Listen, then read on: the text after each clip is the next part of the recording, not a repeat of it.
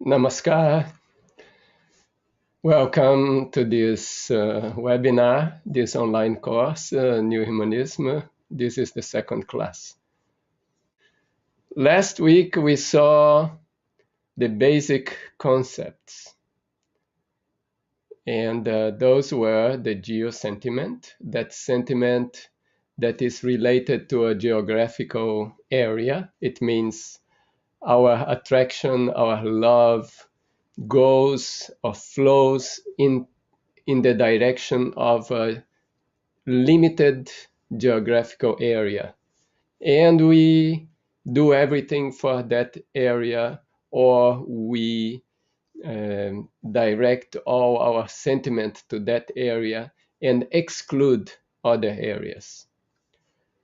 The second sentiment we saw was the social sentiment. And in this social sentiment, our love is not for a geographical area, but for a group of people.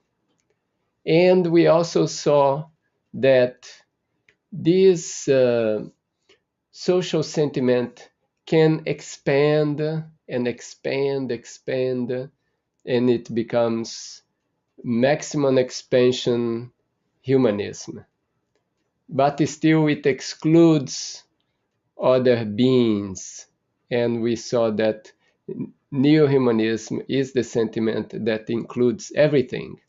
But the origin of New Humanism is different from the origin of the other sentiments, while all the other sentiments are originated by some feeling of selfishness, means for my group, or for all humans, or for the people living in my area.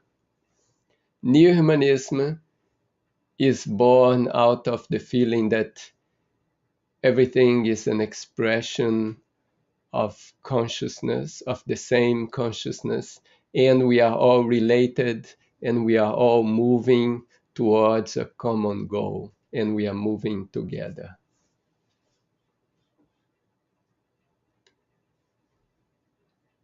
We had a homework last time, and let's check it now, in the sense that many of you have sent me articles, and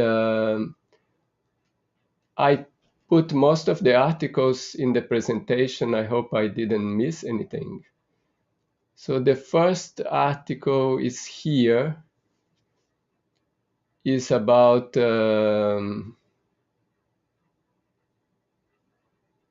Oklahoma teachers not too pleased about the bill to ban AP history, means the study of US history, because they say it's not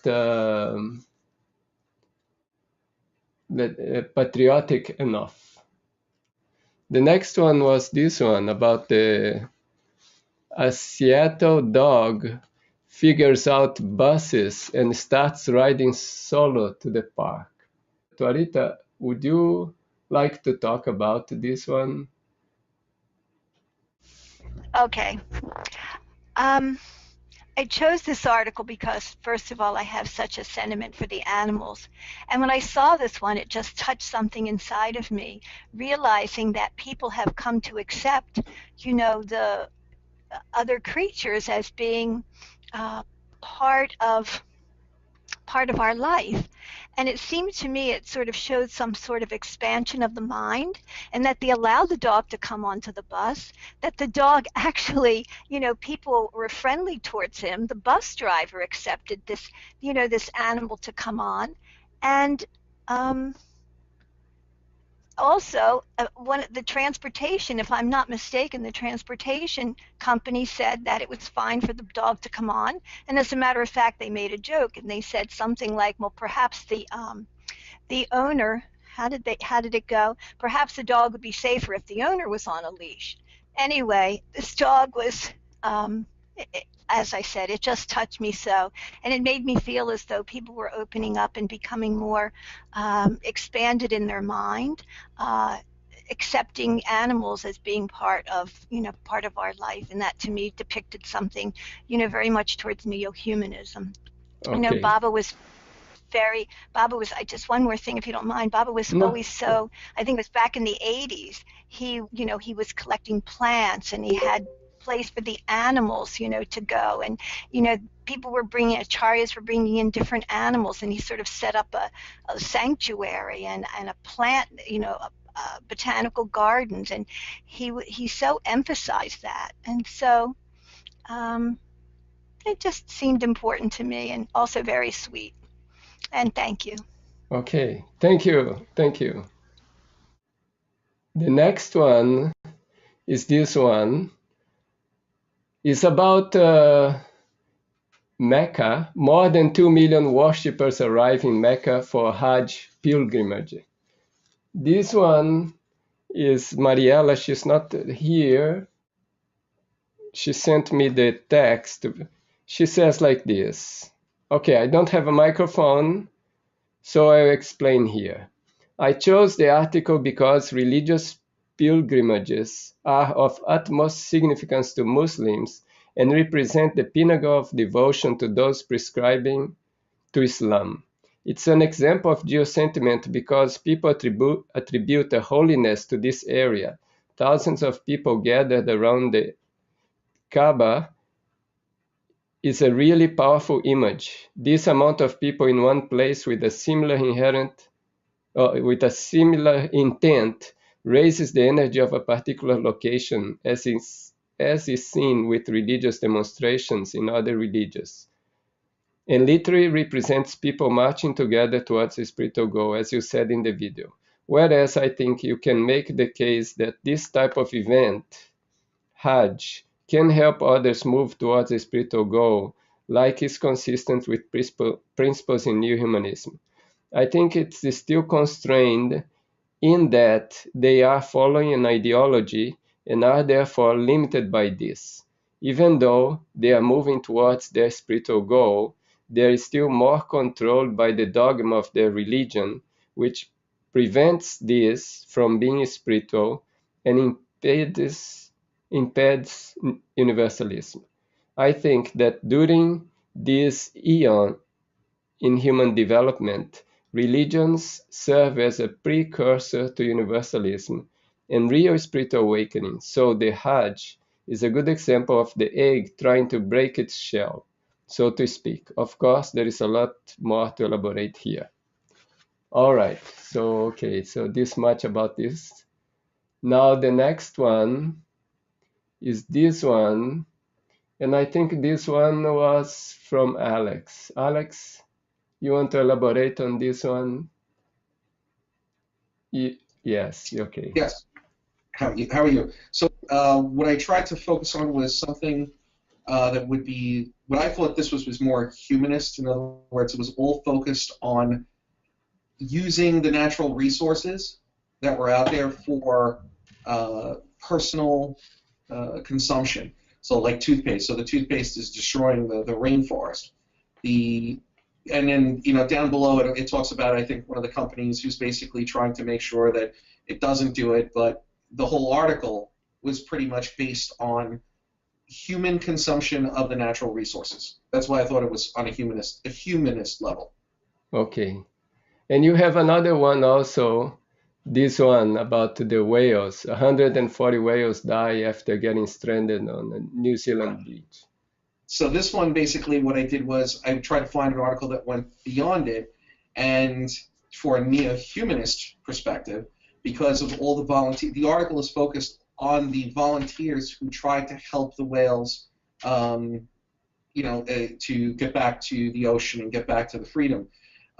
So this was, to me, an example of more of a neo-humanist going beyond the humanism.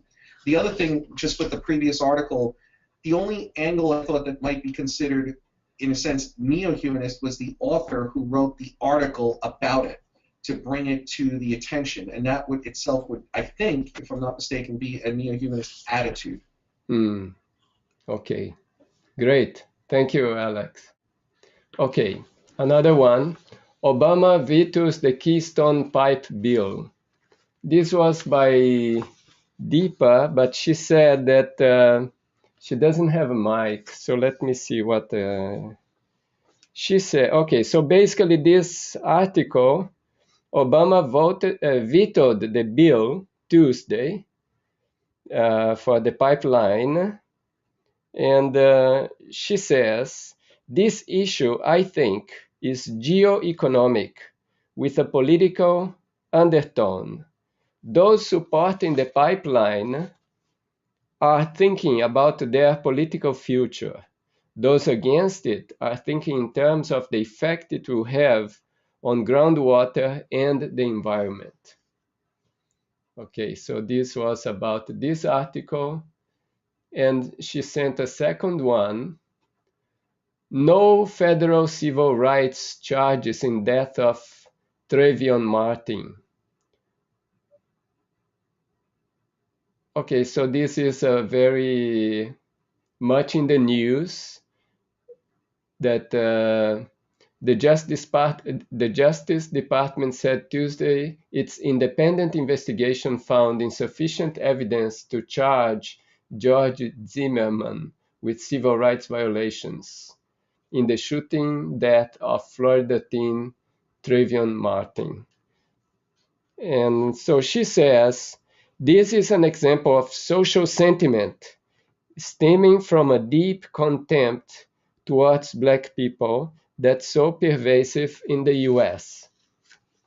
Okay, so these were some things in the news. And basically, the symptoms of lack of new humanism are widespread geo-sentiment, social sentiment, and humanist sentiment. So these are the symptoms that there is a lack of new humanism. I had taken from the news some time ago. One point was the UK joins US in warning to Syria. Now we have different nations, and these nations are in conflict, each one seeing their interest, and then they come into conflict. The same thing here, Germany and France in Greek talks. So basically was an economic thing. Germany and France are supposed to bail out Greece. And then Japanese land on disputed island. Again, two nations fighting for one location. It is ours. No, it is ours. And that creates conflict. We saw that geo sentiment and social sentiment can branch into geopolitical, geo-economic, geo-religious, and so forth. The same way social sentiment can be also socio-political, socio-economic, socio-religious. And the maximum of the social sentiment is when it embraces all humans, which still has its limitations. Now, we have to go beyond the humanism. We have to go beyond humanism towards neo-humanism. How to get established in neo-humanism? To expand the mind, here a few steps. So the first step is study. By studying, mind expands, more knowledge. Eventually, we overcome geo-sentiment. Then rationality. With rationality, we can also expand the mind, and we can move towards overcoming social sentiment. But there is another thing that has to be added to rationality, because rationality alone cannot help so much, because people can justify things. So we have to think in the terms that, is that for the welfare of all? If it's for the welfare of all, then it's towards new humanism. If it's not for the welfare of all, if it's for the welfare of a group, be it even the welfare of humans in, let's say, that being detrimental to non-humans or to a group of humans and detrimental to other group of humans. So we have to think, is that for the welfare of all? Welfare of the universe means welfare of all beings, welfare of the planet, welfare of the fauna, flora, humans. So that question has to be there so that the rationality works well.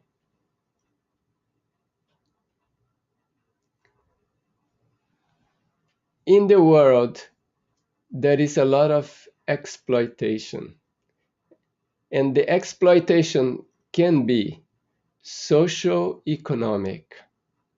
It can also be psycho-economic.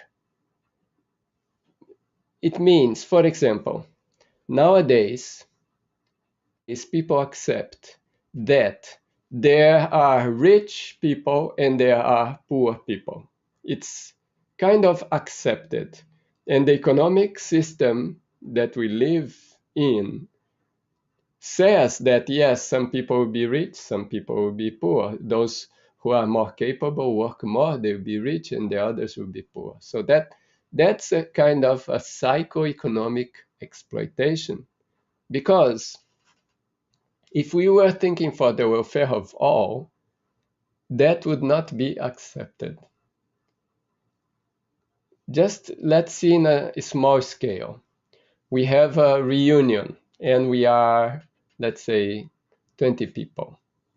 And then we have a party and we have a cake.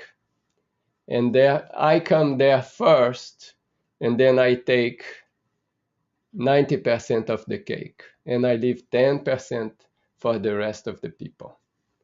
Now, when all the people arrive and they see there is only remain a little small piece of the cake, everybody will question, why did you take most of the cake? And there is no explanation. Now, why did you take most of the cake? You don't need all that cake. You cannot eat it. You have indigestion. And there is not cake for the rest of the people. So that will be like the normal thinking.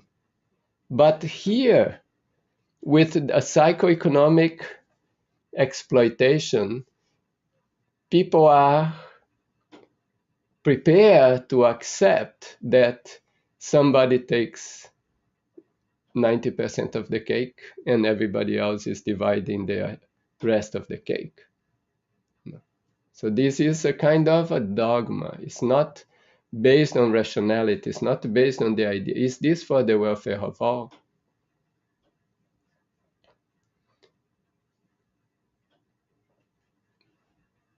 Therefore, to remove exploitation in the socio-economic sphere, we need Prout. It's a socio-economic theory.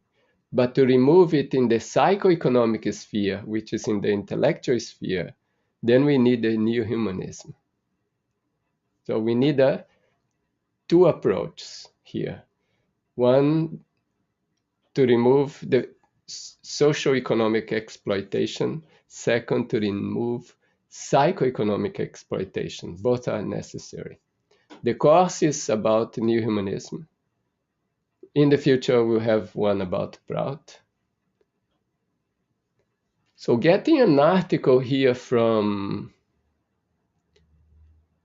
a newspaper that's in February 19th, so some time ago, not long ago. But we can see here that first there is disputed waters. China flexes muscle with fortress in disputed water. They are disputing a geographical location. Here, borrowers flock to subprime loans. This is an economic thing. Here is talking about rate hike. That's another economic thing. Here is Jeb Bush about his presidential election. This is Ukraine, problem in Ukraine. They are also fighting who controls a certain territory. We just open the newspaper and we see complete lack of new humanism and a lot of socio-economic and psycho-economic situations. So Prout is the way or the path to socio-economic liberation, emancipation. And new humanism is the psychic approach, it's the approach to intellectual liberation, liberation of the mind, a psychic liberation. And that's very important, that the mind becomes free, then it can think properly, then it can analyze situations properly.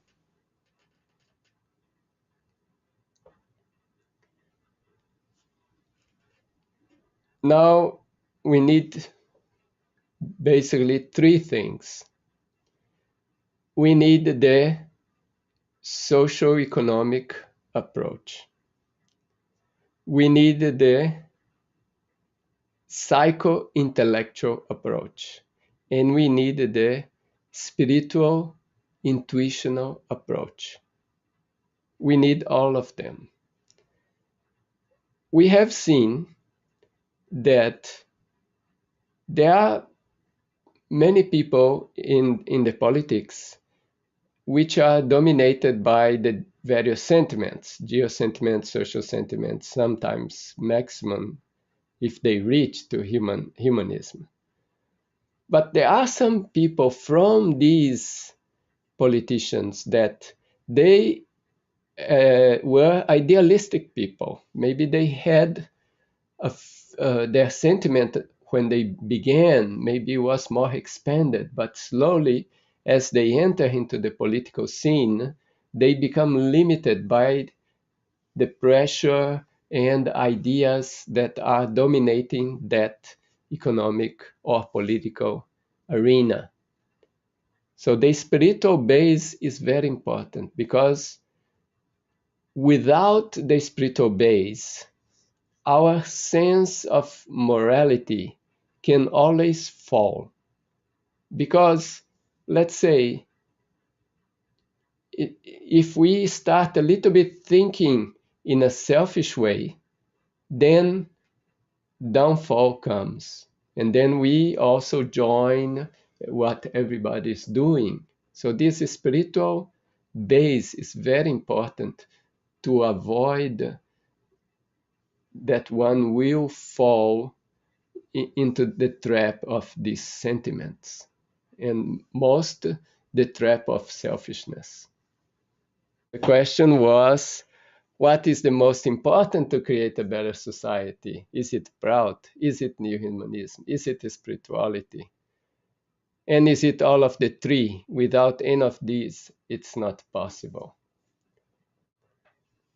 So my idea was just to kind of emphasize it, that if the economy that is problem, we cannot do much. If in the mind of the people, means their intellect is not free, then it's very difficult to change, because it's the people themselves are holding it.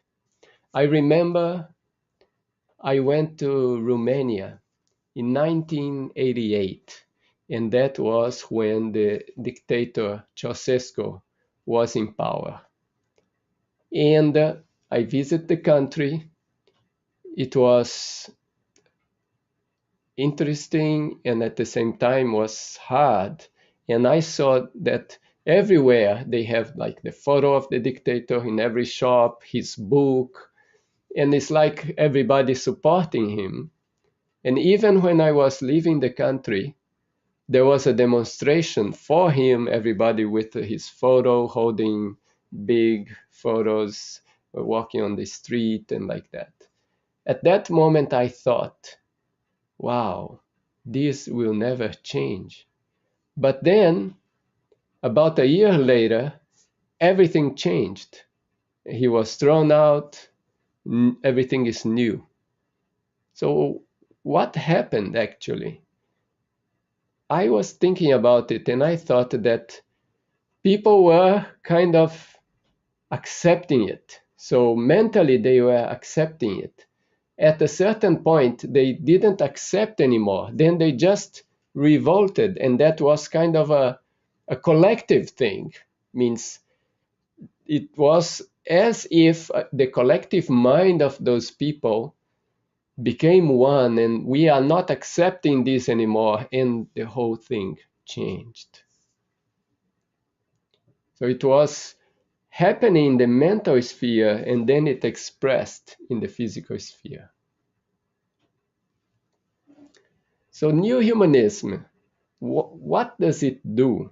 So that idea of new humanism liberates from any feelings of inferiority or superiority and remove mental defects.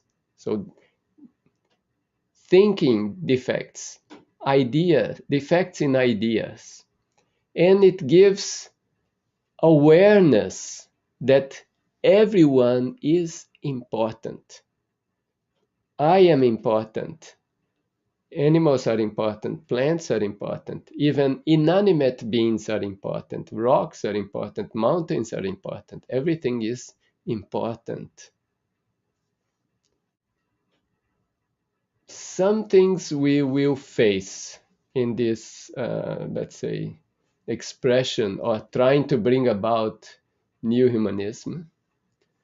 One thing is called pseudo-humanistic strategy. What is that? Is people posing as humanists, means we are doing this for the welfare of all, but in fact, they are doing it for their selfish and group interest.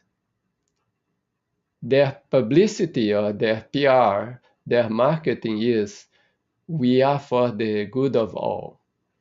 But the reality is much different. Now, like, for example, rich people will think, no, I'm working hard so that I can give many jobs. Is that really true? No. That's the kind of pseudo-humanistic strategy.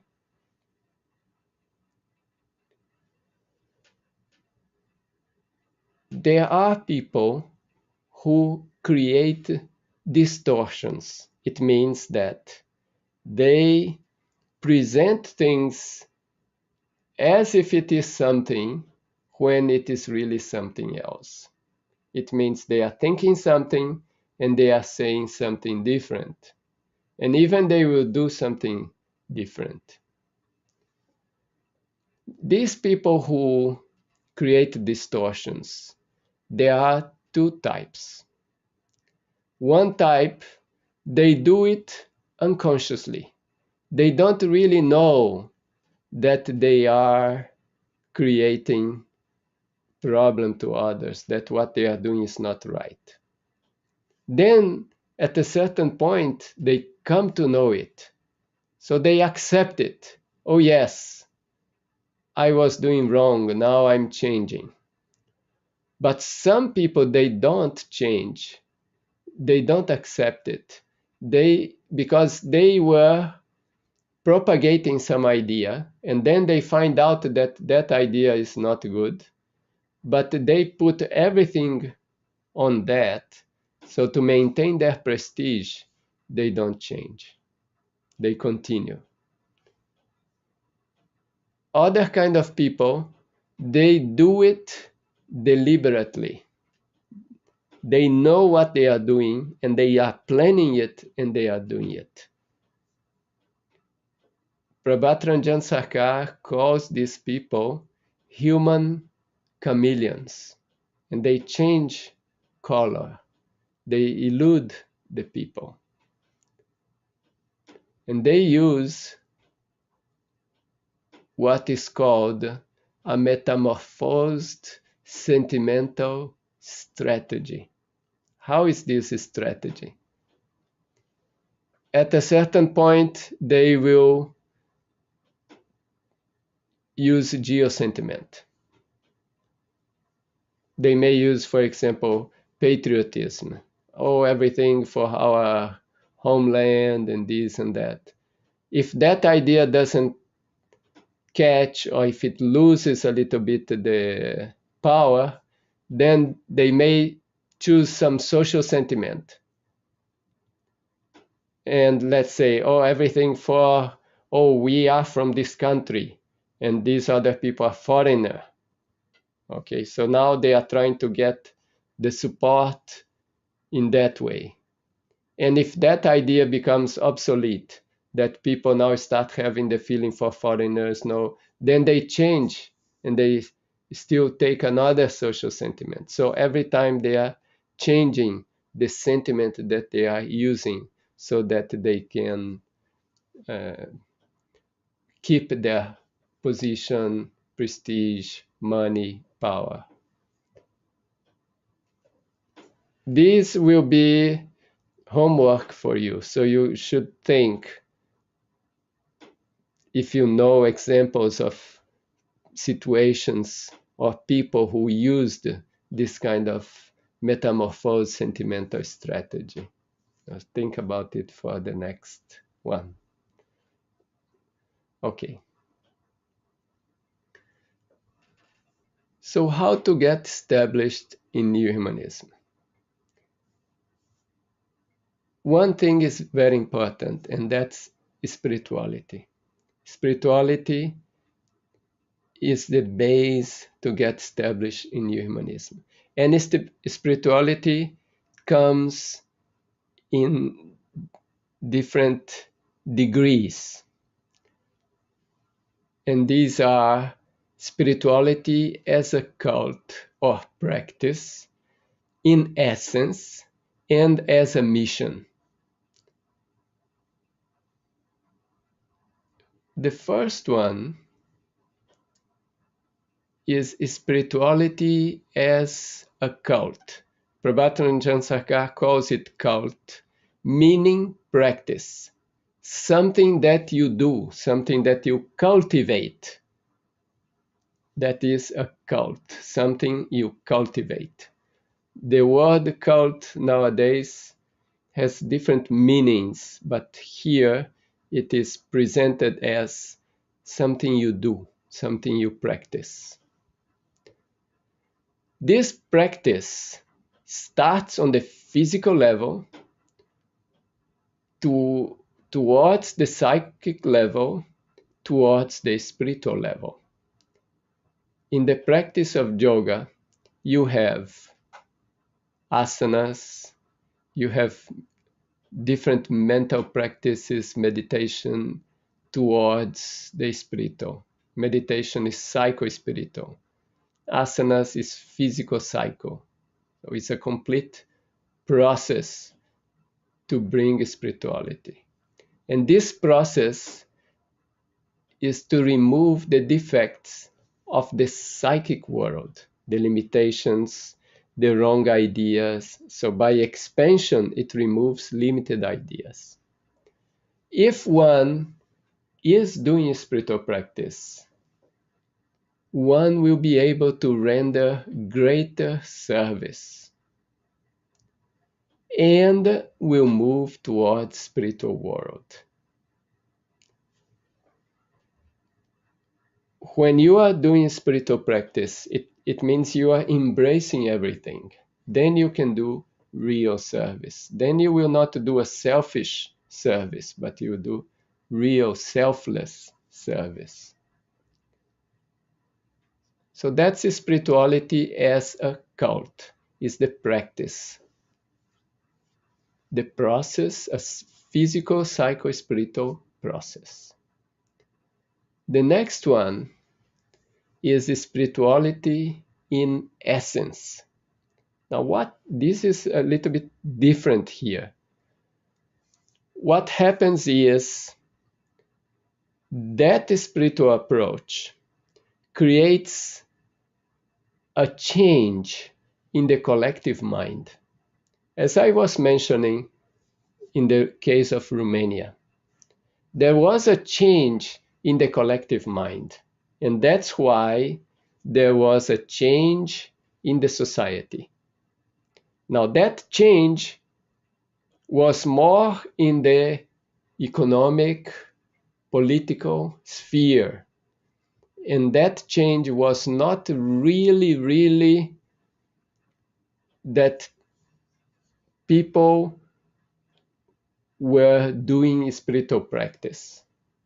They were not really doing the spiritual practice, but that their mind changed and they didn't accept anymore that kind of socio-economic and psycho-economic exploitation. But then what happened? The moment communism came out, what came in was capitalism. In communism, the exploitation was more kind of in the physical level, means you were not allowed to do this, there was so much repression. But in capitalism, this repression is not so much in the physical level, is more in the psychic level. The spirituality in essence will also remove those barriers in the psychic level. So that will avoid that psychoeconomic exploitation also. So this spirituality in essence is happening in the collective mind, and a new thought wave is created. By creating a new thought wave in this collective mind, there is a change. And that's the effect, the practical effect of spirituality. So that's spirituality in essence. Second phase, let's say first phase as a practice, as a cult. People are practicing. And then comes a point that has an effect in the collective mind. So now there is a change in the society. It expresses in the society.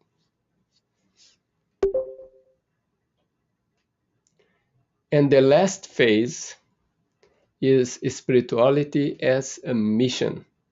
Here, the individual existential nucleus, means the individual I feeling, will coincide with the cosmic existential nucleus, means cosmic I. So the drop will merge with the ocean. The unit I merges in the cosmic I. That's spirituality as a mission. And that's the highest expression of New Humanism.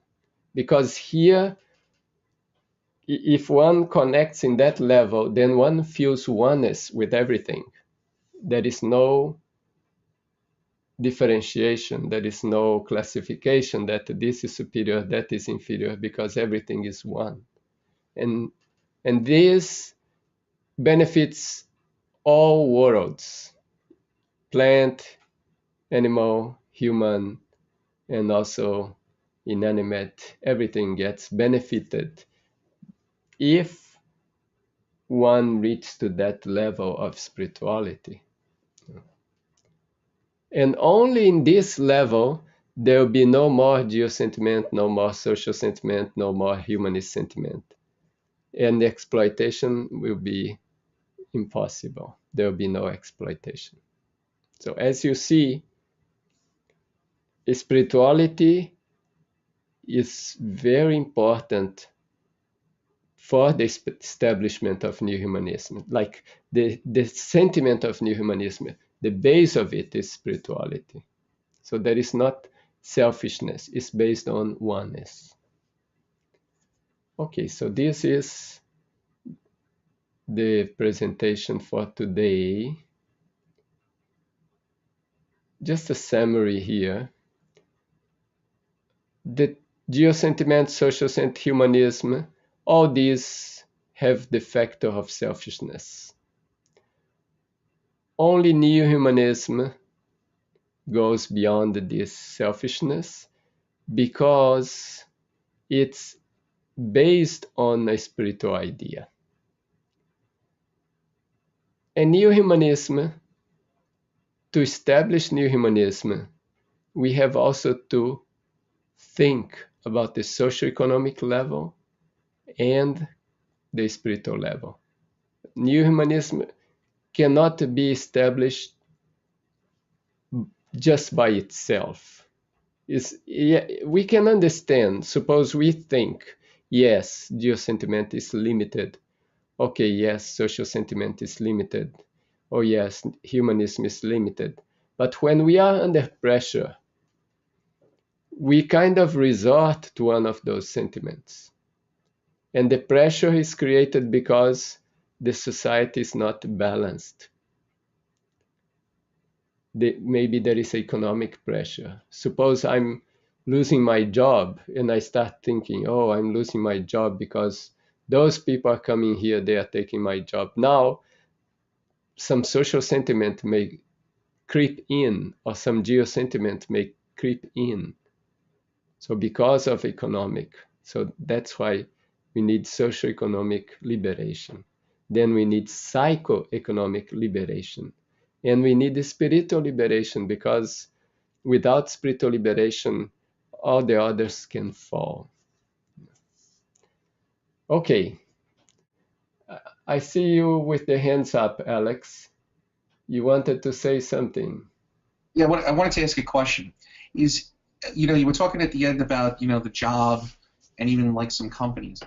Is it possible, or how is it possible, to say operate a business or be in a profession, and still maintain that neo-humanist kind of like perspective, considering the essence of many businesses, if not all, is this competition, trying to exceed in the market or do anything. Even as a professor, though, I deal with conflict all the time, and I'm trying to help students get positions and jobs and so forth. Can you talk a little bit about both from a business perspective and a profession perspective? Yes, okay. So what happens is that, as I mentioned, we are living in a certain environment, and that environment is set up in a certain way. And if we are the only one, it's very difficult. If we are how can we operate completely different from everybody? So now we can, if we are new humanist, if we have spiritual ideas, now we have to build up a let's say connections. We have to build up connections, and then we can start putting our ideas into practice. I just came to my mind now this example. When my teacher, or Prabhataranjan Sarkar, which is the author of this book on New Humanism, when he started teaching spirituality. So he started teaching spirituality to some people. And those days, he was telling the people who learn that they cannot tell anybody else that they learned from him, and nobody should know. After teaching us a number of people, at one occasion, he called all of them together, and now they all came to know each other. Oh, you are also practicing. Oh, you also. After that, he created an organization. So he had to do a certain groundwork to be able to express at that time the idea of spirituality. Okay? So in the same way, we may be in a certain environment. Maybe we are living in an environment where there is a lot of capitalism, competition, how to get a job, how to survive. Companies are competing with each other.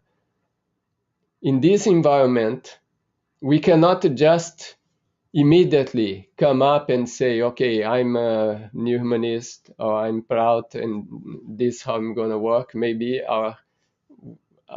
we'll lose our job, our company will close and finish. So we cannot, we have to do in a way that we have to create connections. We have to create a certain environment where it becomes possible to come with our ideas. So now in the economic, there is proud. But before people can accept proud, in their psychic level, they have to kind of liberate their mind from certain limited ideas. And then they can think, yes, we do need to change a little bit our economic thing. Even if there is a certain group, there are businesses nowadays that are running with a different perspective. So if that can be strengthened, so then change can come. And like I was thinking in Romania, oh, this will never change. And then it just changed. It seemed so strong, but it was not really that strong. In the economy today, it seems so strong that it's supposed to be in that way. But is it really that strong? That's the question. So I cannot tell here that, oh, from tomorrow you start working in this way, because maybe you will not survive in the environment, but you can start creating connections and start changing minds. That work can happen, and then it will be easier to create a change. Okay, we are still open for questions. And this is a very relevant question Alex has raised, because a philosophy or an idea has only value if it can be applied in practice, if it can be implemented. If it cannot be implemented, then the idea doesn't have value. No. So okay, we are hearing about new humanism, we think it's important, but now we have to think how to implement it, how we can really make it happen in the environment that we live. And it cannot be done by an individual. So there must be individuals who are thinking that way, connected, and then the idea gets strength and can come and become practical. Okay, I think Alex wants a follow-up on the question. Alex, go ahead. Yeah, thanks. Just a quick follow-up. Yeah. One of the things that I do here at the university, I work with the students in their clubs. And as you know, the project that we're doing in the progressive school, I'm pretty much asked my students, kind of to volunteer. And I'm really focused a lot on service, Right. that there is a benefit to them. And I kind of explain it to them in that. And I know they get additional benefit, like they feel really good about it, and they do like helping out. Is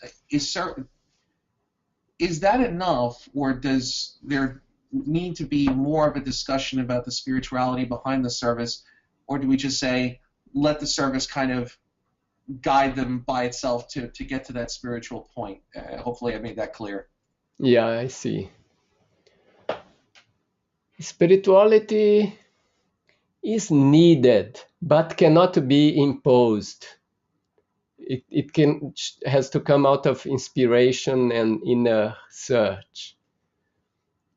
Service is good if the service is completely devoid of any spirituality. It can also make people a little bit kind of looking for some recognition, and then that will not help them so much, you know. But the thing of spirituality is that the way the society is, not many people are searching for it, but the problem is that it's not offered so much. I have experiences, for example, I relate one fact that happened in Italy many years ago.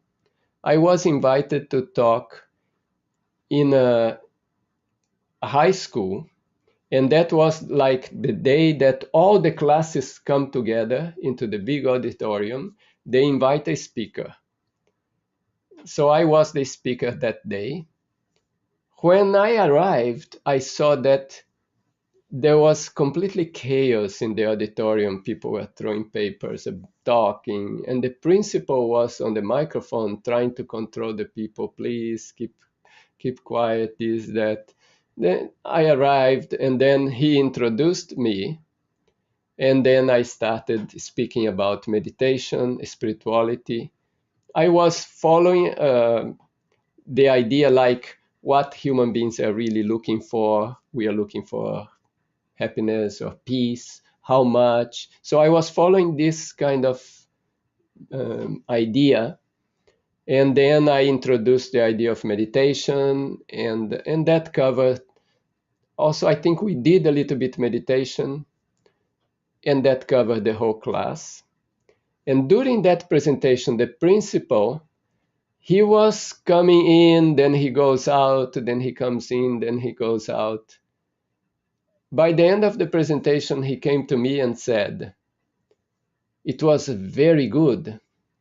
And I said, "But you didn't really attend it because I saw that you were leaving and coming."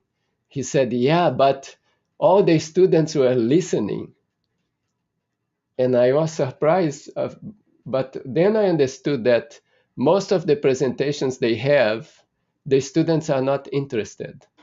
But the presentation on meditation like this, they were very interested. So it was completely silent the whole time. But after that, they never invited me again. So what I thought that we don't expose the people to the real idea of spirituality. People may be exposed to religion and other ideas, but they don't get so much exposed to the idea of spirituality, pure spirituality, experimental spirituality. Maybe that is needed, you know, in the present society. But for example, in my case, the way I'm dressed and everything, people immediately put a religious idea in front. They immediately think, oh, this is a certain religion, and they have already a kind of a idea, no, these religions are a problem, they are like this, like.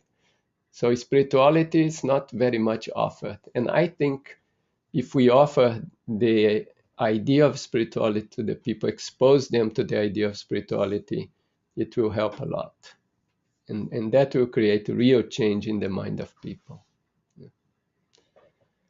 Okay, I have two comments. It's about spiritual essence in the context of revolt in Romania is not clear to me. That give us an idea how it can work.